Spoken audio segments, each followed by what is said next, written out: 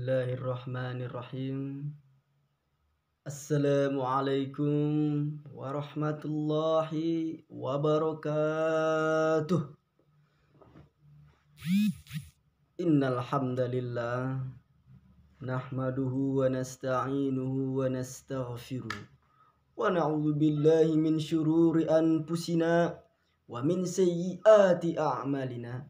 May yahdihillahu fala mudhillalah wa may yudlilhu fala hadiyalah.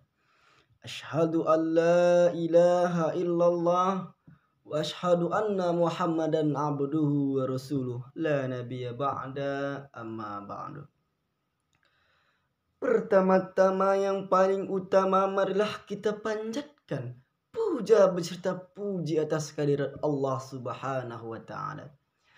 Allah yang Maha Pengasih yang tak pernah pilih kasih. Allah yang Maha Penyayang yang sayangnya tak terbilang, yang nikmatnya tak terhitung dan tak terbilang. Dan dengan nikmat-nikmat Allah tersebut, kita dapat menyelesaikan aktivitas kita sebagaimana mestinya.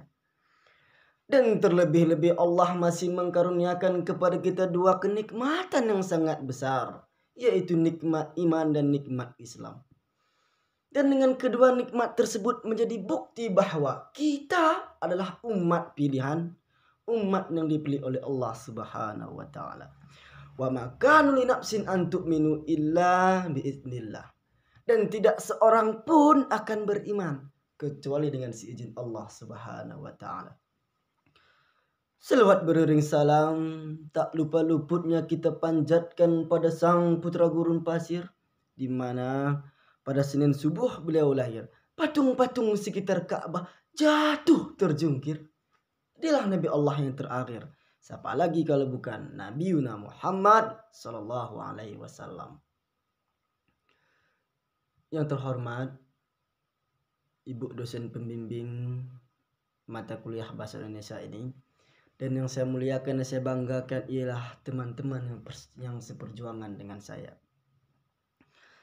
Maka dalam kesempatan kali ini saya akan membawakan sebuah tema yang berjudul tentang kondisi umat muslim pada masa sekarang ini. Teman-teman yang saya cintai, dalam kesempatan kali ini tidak ada salahnya kita mengingat kembali pesan yang telah disampaikan Rasulullah SAW tentang kondisi akan menimpa umat Islam, yang akan menimpa kaum muslimin. Pada saat itu mereka akan dihinakan, direndahkan, dan bahkan diinjak-injak. Padahal mereka sebelumnya adalah kelompok yang mulia, kelompok yang dihormati, dan kelompok yang dikenal dengan keberaniannya. Yang apabila musuh-musuh mendengar nama mereka, maka timbullah rasa takut di hati mereka. Namun apabila kita melihat kondisi umat muslim sekarang ini, maka kita akan bertanya, di manakah kemuliaan dan keberanian yang pernah ada? Maka jawabannya tidak lain dan tidak bukan, semua sudah hilang. Semua hanya menjadi sebuah kenangan dan menjadi sebuah cerita. Kalaulah kita melihat kembali sejarah yang telah berlalu, maka kita akan mendapatkan bahwa kaum muslimin pada masa Rasulullah, sahabat, tabi'un dan tabi'in, mereka menjadi hidup mulia. Mereka menjadi mulia dengan keislaman mereka. Teman-teman yang saya cintai, sekilas kita melihat sejarah pada masa lalu, maka secara sadar atau tidak sadar ada sebuah pertanyaan yang harus kita jawab, yaitu apa penyebab yang menjadikan umat muslim pada saat sekarang ini dihinakan dan bahkan diinjak-injak? Untuk menjawabnya, marilah kita mengingat kembali sabda Nabiuna Muhammad SAW yang artinya, hampir tiba saatnya persatuan bangsa-bangsa mengerebut atas kamu sekalian seperti bersatunya orang-orang mengerebut makanan yang ada di atas nampan. Ada sahabat bertanya, apakah karena sedikitnya jumlah kita pada masa itu, wahai Rasulullah? Kemudian beliau bersabda, bukan jumlah kalian pada masa itu, bukankah jumlah kalian pada saat itu sangat banyak, tetapi kalian pada saat itu bagaikan buih seperti buih banjir. Dan Allah akan mencabut dari dada-dada musuh kalian rasa takut terhadap kalian. Dan Allah akan memasukkan alwahan ke hati-hati kalian. Kemudian sahabat bertanya, apakah alwahan itu ya Rasulullah? Rasulullah menjawab, cinta dunia dan takut akan kematian. Teman-teman saya cintai, pada masa sekarang ini kita sering mendengar dan melihat bahwa banyak slogan-slogan Islam yang setidaknya dapat membesarkan hati kita sebagai umat Islam. Namun pada sisi lain, kita sebagai umat muslim harus sadar bahwa memperjuangkan Islam tidak hanya dengan sebatas slogan-slogan yang dipampang di keramaian umum, sehingga setiap orang dapat membaca dan melihat. Memperjuangkan Islam tidak hanya dengan sebatas spanduk-spanduk, selebaran dan lain sebagainya. Kita sebagai umat muslim harus ingat bahwa memperjuangkan Islam kita dituntut untuk berjuang dengan perjuangan yang hakiki. Dengan mencurahkan tenaga yang ada, dengan mengorbankan harta benda, dan bahkan lebih dari itu, kita dituntut juga untuk mengorbankan jiwa raga kita. Dengan kata lain, kita dituntut untuk berjihad fi sabilillah. Teman-teman saya cintai, berjihad di jalan Allah inilah yang dapat menjadikan umat Islam umat yang mulia, umat yang dihormati, dan umat yang dikenal dengan keberaniannya. Dan inilah kunci pertama, dan inilah kunci mengapa pertama generasi umat Islam mereka menjadi mulia dan terhormat. Tidak lain tidak bukan, dikarenakan mereka sangat cinta jihad. Mereka sangat merindukan gugur sebagai syuhada.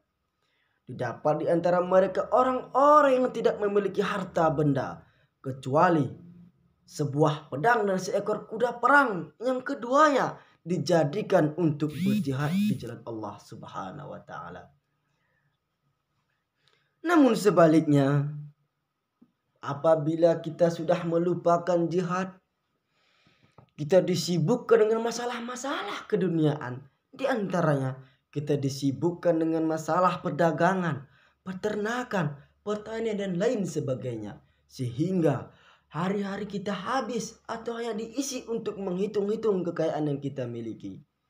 Sehingga dengan semua itu kita lalai untuk berjihad di jalan Allah Subhanahu wa taala. Teman-teman saya cintai, kalaulah semua ini ada pada diri kita, maka Allah akan mencabut dari dada-dada musuh kita. Teman-teman saya cintai, kalaulah semua ini ada pada diri kita, maka Allah akan menimpakan kehinaan terhadap kita. Dan kehinaan tersebut tidak akan Allah cabut apabila kita kembali kepada agama kita. Dan Allah Subhanahu wa taala akan mencabut dari dada-dada musuh kita rasa takut terhadap kita.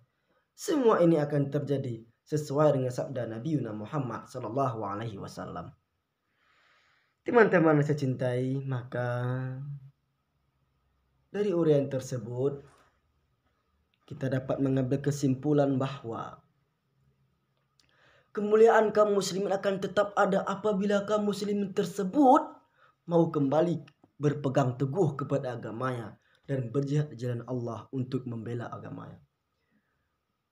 Kemudian kemuliaan tersebut akan hilang apabila kaum muslimin telah disibukkan dengan kenikmatan dunia, sehingga gemerlapnya kenikmatan tersebut kita lalai untuk berjihad di jalan Allah Subhanahu wa taala. Dan apabila kaum muslimin telah melupakan jihad, maka Allah akan menghinakan kaum muslimin di hadapan umat yang lain. Dan Allah akan mencabut dari dada-dada musuh kita rasa takut terhadap kita. Namun